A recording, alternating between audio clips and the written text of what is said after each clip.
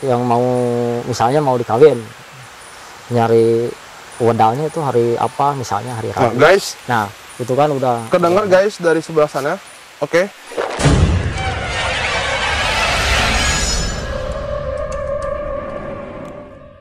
Kali ini kami mendapat sebuah tantangan dari salah satu kerabat yang ada di suatu daerah.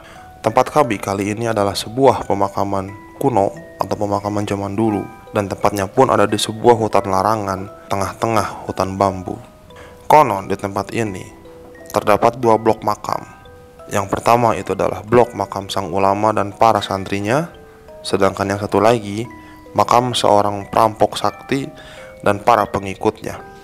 Konon zaman dulunya terjadi duel antara sang ulama dengan sang perampok yang mempunyai ilmu pancasona. Bahkan yang membuat kami bergidik ngilu, menurut keterangan para warga, makam sang perampok itu terbagi menjadi 2, kepala di selatan dan badan di utara. Seperti apa keangkeran tempat ini? Karena tidak ada satupun warga yang berani menginjakan kaki ketika malam sudah tiba. Saksikan penelusuran kami di episode Hutan Larangan Kramat.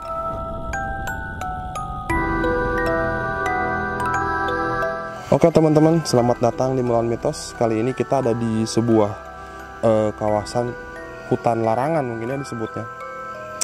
Apa itu hutan larangan? Yaitu hutan yang sangat sakral untuk dilewati, dan konon di sini ada sebuah pemakaman yang cukup unik nih, karena ada 2 blok. Yang sebelah kanan saya itu adalah pemakaman dari orang-orang dari pesantren dari golongan putih, dan di sebelah kiri saya ceritanya itu adalah pemakaman dari orang-orang ilmu hitam. Di sini banyak sekali sejarah yang terjadi, di mana ada segerombolan perampok yang mempunyai ilmu pancasona pada zaman dulu sekitar tahun 40-an, dan katanya si perampok ini dibantai oleh seorang ulama karena meresahkan warga, karena selalu bertindak kriminal sama warga. Dan uniknya makamnya itu dipisah-pisah antara badan dan kaki. Dan juga di sini sering sekali terjadi fenomena gaib. Kita akan interview dulu narasumber, seperti apa tempat ini, sejarahnya bagaimana, dan apa saja yang pernah dilihat di tempat ini. Saksikan terus kami di Melawan Mitos di Hutan Larangan Kramat.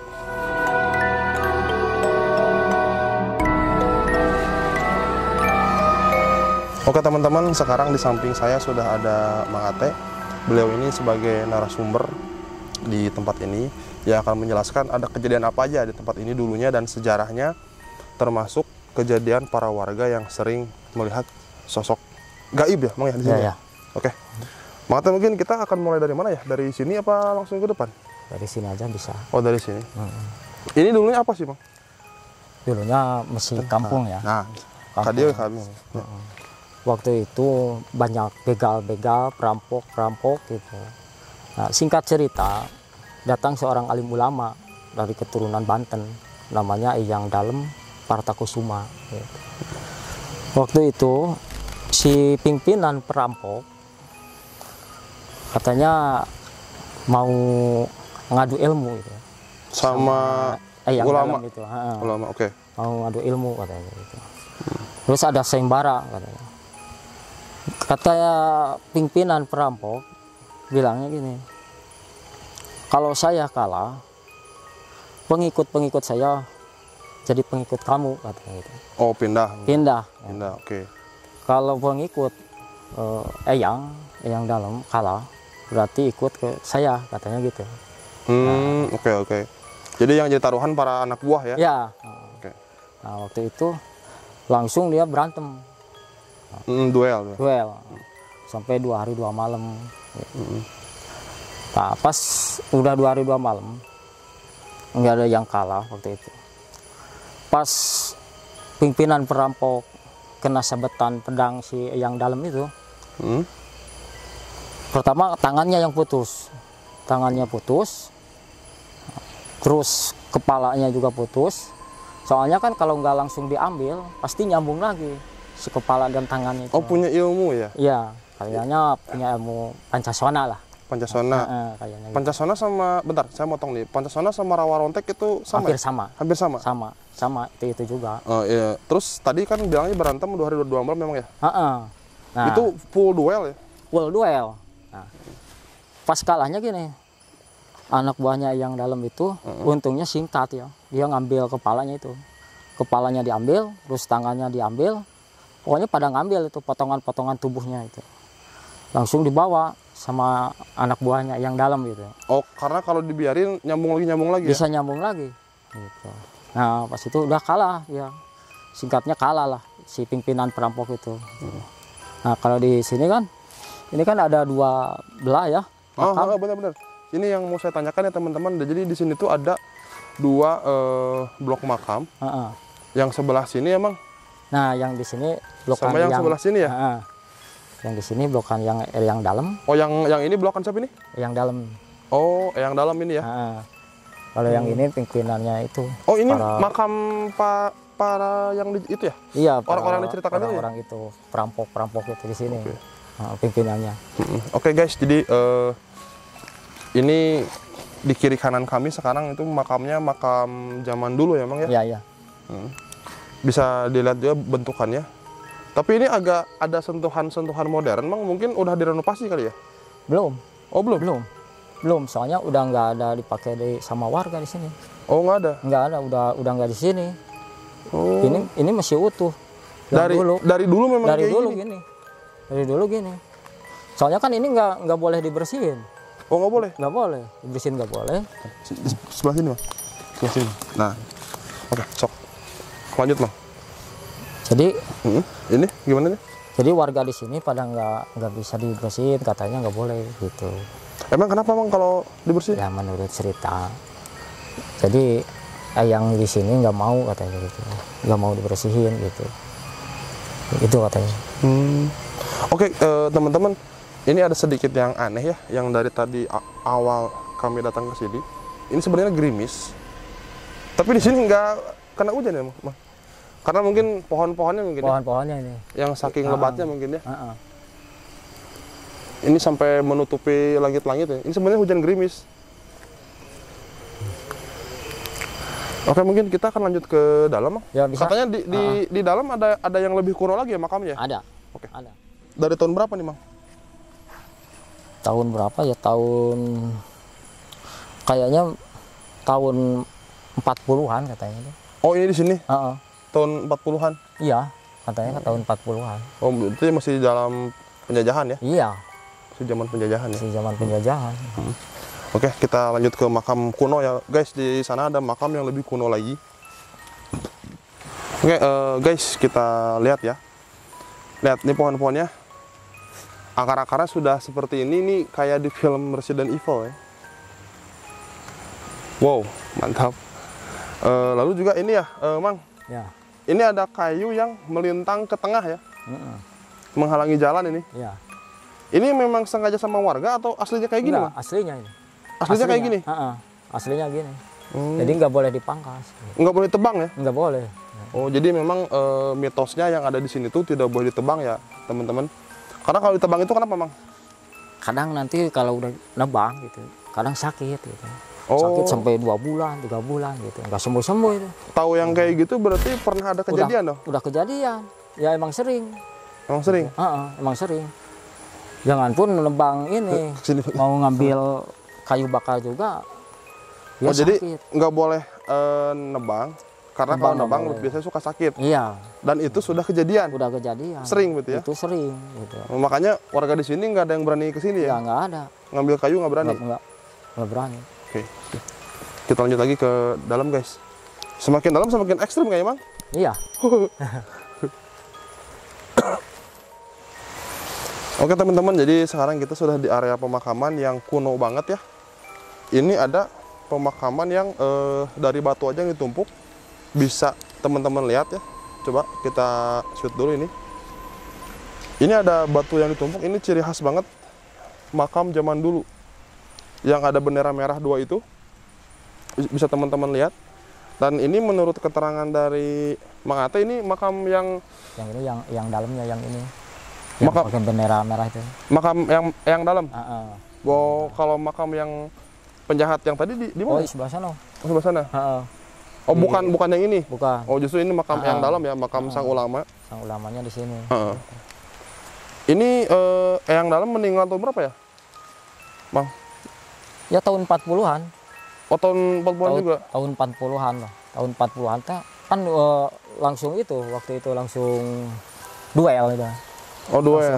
Langsung duel. Dua-duanya meninggal apa gimana? Dua-duanya meninggal. Oh, meninggal Cuman dua-duanya. gesek selisihnya 2 bulan lah kalau nggak salah itu. Katanya 2 bulan. Berarti posisi dari beliau ini, dari yang dalam ini, Yang dalam luka dalam sih. terluka ya? Luka dalam. Enggak utuh ya? Enggak. Jadi luka Oh, dalam. kirain enggak ada luka gitu, tetap terluka ya? Iya, cuman luka dalam. Gitu. Luka dalam katanya gitu. Jadi setelah 2 bulan duel dengan bosnya perampok lah mungkin ya, dengan pimpinan perampok itu, yang dalam meninggal. Berselang 2 bulan ya. Berselang 2 bulan. Dan dimakamkannya di sebelah sini. Kalau makam yang sebelah sini ini apa nih, Bang? Itu masih anak buahnya itu. Oh, ini masih anak buahnya. Oke teman-teman, ini bisa dilihat ya, ini juga ada makam zaman dulu, dimana ini cuma ditandain sama batu doang ya, dan dikelilingin oleh pagar bambu. Dan ini juga dekat banget sama pohon bambu yang, wow, gede banget ini guys. Segede rumah ini kayaknya nih, besar banget ini. Menurut cerita warga sekitar nih Bang, di sini sering ada penampakan ya Bang? Katanya sering, kalau mau sih belum gitu ya, belum lihat gitu. Oh, kalau Abang sendiri belum? Belum, cuman suara-suara. Kalau suara-suara mah ada gitu. Kayak tadi juga ya, pas kita lagi nyiapin alat-alat ya? Itu suara yang nangis kan? Oh guys, tadi jelas banget, semuanya dengar. Bukan cuma saya aja, semua juga dengar ya. Ada yang nangis ya, meraung-raung ya. Mungkin nanti akan lebih diperjelas lagi pas di part berikutnya. Kang Berdi akan solo explore ya, di sini sendirian. Terus apa aja nih Bang yang warga lihat nih, yang Abang tahu? Kadang macan. Macan? Katanya macan, ada macan putih katanya gitu. Itu macan asli atau macan gaib Bang? Katanya macannya macan gaib. Macan gaib ya? Macan gaib. Karena kalau macan asli kami ngeri Bang. Iya. Kita deg-degan nih kalau ini macan asli nih. Nggak sih, nggak ada. Kalau yang asli nggak ada. Nggak ada ya? Nggak ada. Terus apa lagi Bang? Paling ular katanya gitu. Oh, ular ada, masih ada di sini? Katanya ular gitu. Ular ada. Itu juga sama, masih ular gaib juga? Iya, sama. Sama. Soalnya kan kalau mau ditangkap hilang gitu. Langsung hilang. Oh gitu ya bedanya? Bedanya gitu. Biasanya ular yang pakainya kayak gimana sih Bang? Kobra apa piton? Enggak, kayak piton. Oh kayak piton? Kayak piton. Besar berarti ya? Besar. Yang menurut cerita katanya ipri sih. Katanya apa? Gitu. Ipri katanya. Kalau orang sini kan bilangnya ipri itu. Ipri itu maksudnya? Jadi siluman ular. Oh, siluman ular itu. Siluman ular. Pesugihan gimana? Ya kalau mau kawin sama dia bisa. Oh, berarti jenis pesugihan ya? Iya, bisa. Oke. Tergantung waktu kita. Kalau yang mau misalnya mau dikawin, nyari wedalnya itu hari apa, misalnya hari Rabu. Nah, guys. Nah, itu kan udah kedengar guys dari sebelah sana. Oke. Wedalnya itu hari apa, misalnya hari Rabu. Nah, guys. Nah, wedalnya itu hari apa, misalnya hari Rabu. Nah, guys. Nah, wedalnya itu hari apa, misalnya hari Rabu. Nah, guys. Nah, itu kan udah kedengar guys dari sebelah sana. Oke. Jelas banget ya Bang ya barusan ya? Iya. Nggak tahu ketangkap kamera atau enggak. Ada suara yang nangis ya. Anjir, telinga berdengung sebelah ya, kenapa ya? Oke. Saya mulai merinding di sini. Tapi kok di center berhenti ya Bang?